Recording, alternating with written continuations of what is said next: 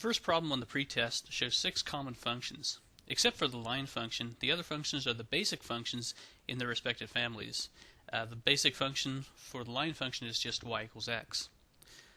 All functions within a family have the same basic shape. That is, the quadratic functions all have the same shape, all cubic functions have the same shape, and so on. You should become familiar with the general shape of these families of functions.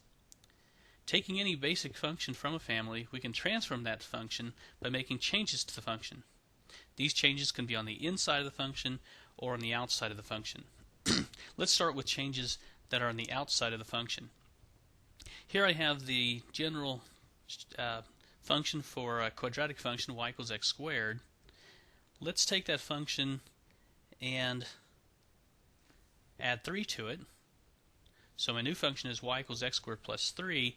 The change that the plus 3 is on the outside of the function itself being x squared. That caused the function to shift upward 3 units.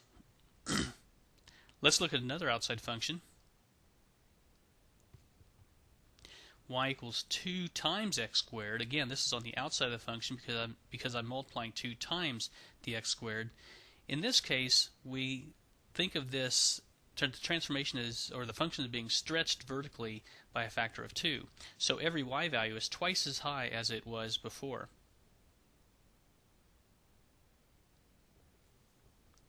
Another outside change could be multiplying a negative 1 by x squared. In this case, we have another vertical change. We are reflecting the function across the x-axis. In all of those cases, the changes were vertical, and the changes to the function itself were outside changes. Let's look at an inside change. Here I have the function y equals x plus 3 quantity squared. Notice the plus 3 is on the inside of the function, and in this case, the y equals x squared function has been shifted to the left 3 units. Changes that are made on the inside of the function will be horizontal changes, and they're going to be opposite of what you think they would be. Here we have x plus 3. You'd think that might shift to the right 3, but actually it's shifting to the left 3.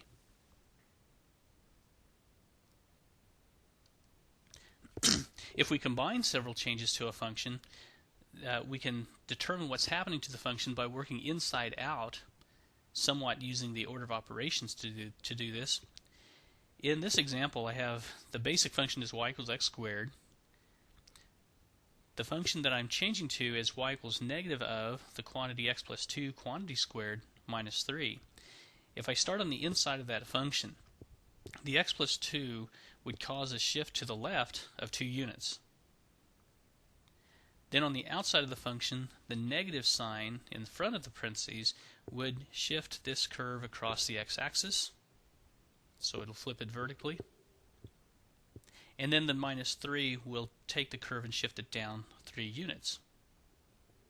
So if you take the vertex and imagine those changes taking place, shift it to the left 2 units, then flip the curve over, and then shift the whole curve down 3 units, you should get the purple curve.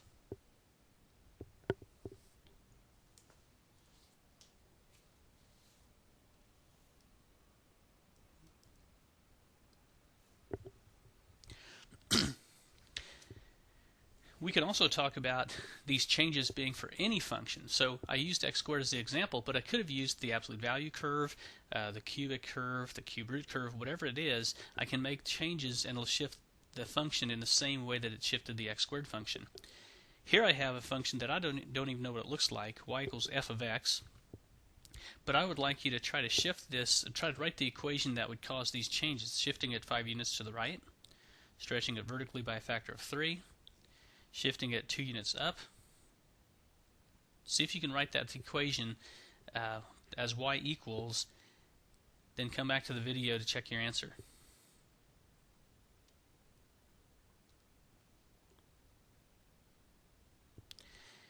If we want to make these changes, let's start with the inside changes first. Shifting this to the right would be x minus 5 inside the function. Stretching it vertically by a factor of 3 means I multiply 3 times that function, and then shifting it 2 units up would be adding 2 on the outside of the function. So again, looking from the inside out, shifting it 5 units to the right, x minus 5. Stretching it vertically by a factor of 3 means we multiply on the outside by 3. And then shifting it up 2 units means we add 2 at the end, or on the outside.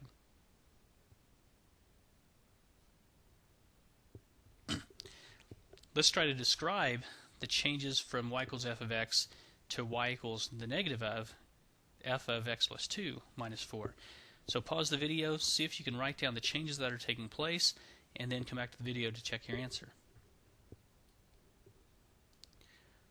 Working inside out again, the x plus 2 would shift it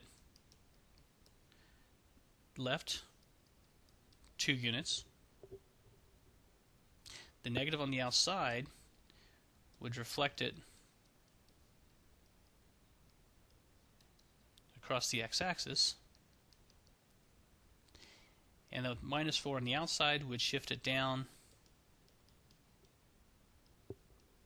4 units.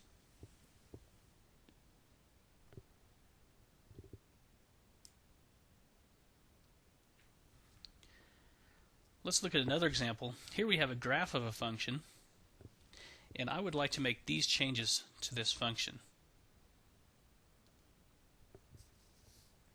Or I would like to call this function y equals f of x,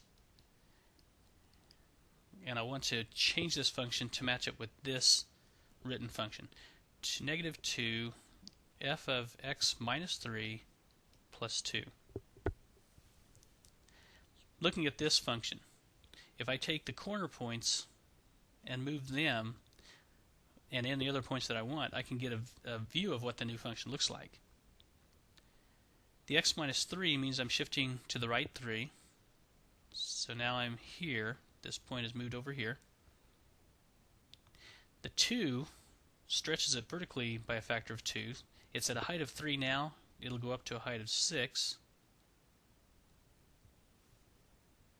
The negative will flip it over the x-axis, so instead of being at positive 6, it'll be down at negative 6.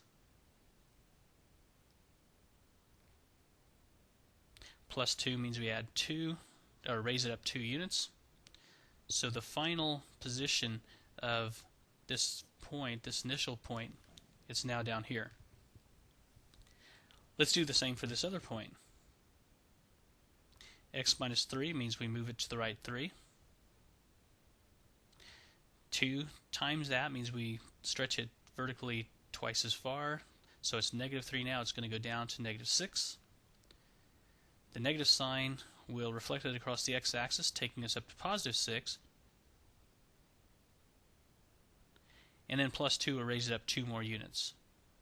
So here's the final position of that point. So, and then any of the points that are to the right or left of that point will stay where they will stay along that same horizontal line. So I can draw the final function as this.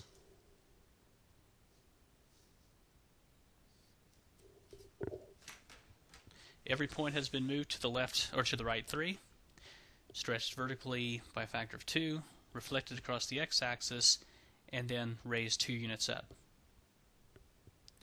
So remember, in transforming functions, the outside changes to the function will be vertical changes. The inside changes will be horizontal changes, and they'll be opposite of what you think they would actually happen with them.